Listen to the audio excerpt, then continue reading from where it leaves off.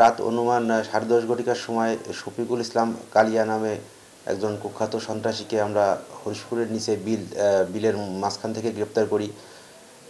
তো শফিকুল ইসলাম কালিয়ার নামে 4টা হত্যা মামলা সহ 13টি মামলা রয়েছে নাটোর সদর থানায়। এর মধ্যে চাঁদাবাজি, অস্ত্র আইনের মামলা আছে। আমরা আপাতত থানা হেফাজতে রেখেছি, আইনগত ব্যবস্থা প্রক্রিয়াধীন আছে।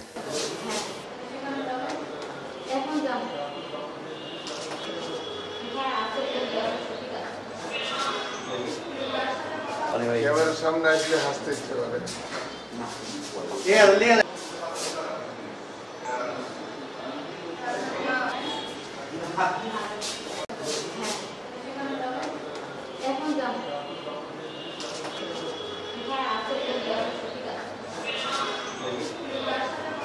ক্যামেরার সামনে আসলে হাসতে ইচ্ছে করে।